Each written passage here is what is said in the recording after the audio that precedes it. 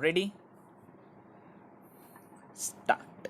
The principles laid down in the said decision cannot have any application in the present case, although the decision rendered in this case in the decision under the Arbitration and Conciliation Act 1996.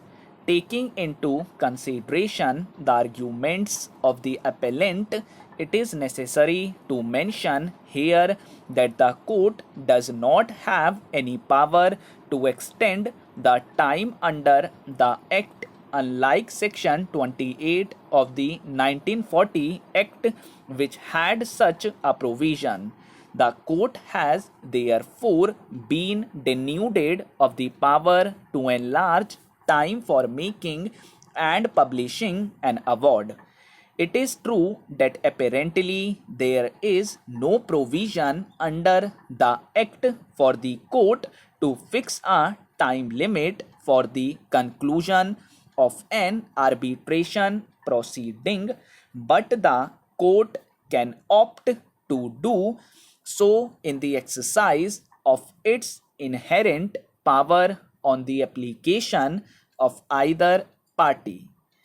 Where, however, the arbitration agreement provide the procedure for enlargement of time and the parties have taken recourse to it and consented to the enlargement of time by the arbitrator, the court cannot exercise its inherent power in extending the time fixed by the parties in the absence of the consent of either of them. The counsel for the appellant further contended that the High Court could not have terminated the mandate of the arbitrator. With reference to the contention made by the appellant that the arbitrator, having concluded the proceedings, could not be said to have failed to act so as to attract the provision of section 14 of the Act, which will call for termination of the arbitration proceedings. It is pertinent to mention here that the arbitrator had not concluded the proceedings as had been agreed to by the parties within the time fixed for doing so.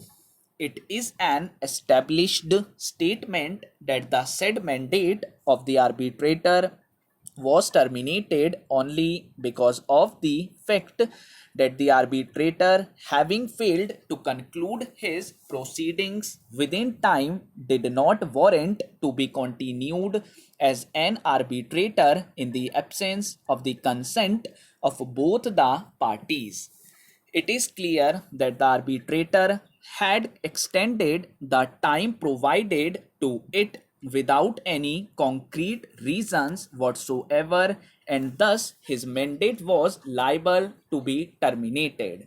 Subsection 1b further states that the mandate of an arbitrator shall also stand to be terminated if he withdraws or the parties agree to the termination.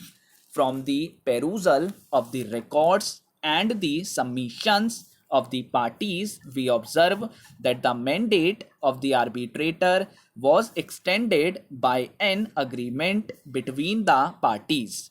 Thus, it can be construed that the parties had not agreed to the extension of the mandate of the arbitrator, failing which the mandate was automatically terminated.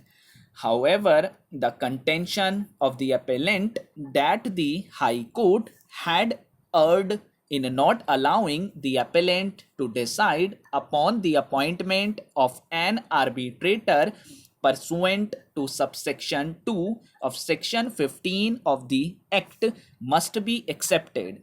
In this connection, it would be appropriate to refer to the relevant portion of the impugned judgment of the High Court, which gives an elaborate observation on the above mentioned issue raised by the appellant. Arbitration is an informal, quick and easy alternative mode of adjudication of disputes by agreement of the parties. This court clause was invoked way back in May 1996 and almost 10 years have expired since then. The appointment of successive arbitrator by the chairman cum managing director of the respondent has only resulted in delay. When the mandate of an arbitrator is terminated on the ground of delay, the rules applicable to the appointment of the arbitrator are to apply to the appointment of a new arbitrator. It would, however, be a mockery of justice if every time the mandate of an arbitrator was terminated or the arbitrator resigned or otherwise became unable to proceed, the parties were to start from scratch by invoking the arbitration clause. Once the mandate of the arbitrator terminates, the person required to appoint arbitrator is required to fill up the vacancy with at most expedition, failing which the provision of section 11 of the 1996 Act would be attracted. In the instant case, as per the arbitration agreement, the chairman cum managing director was required to appoint a new arbitrator in case the arbitrator became unable to continue, whatever be the reason. A bare reading of the scheme of section 11 shows that the emphasis is on the terms of the agreement being adhered to and or given effect as closely as possible. In other words, the court may ask to do what has not been done. The court must first ensure that the remedies provided for are exhausted. It is not mandatory for the Chief Justice to appoint the arbitrator.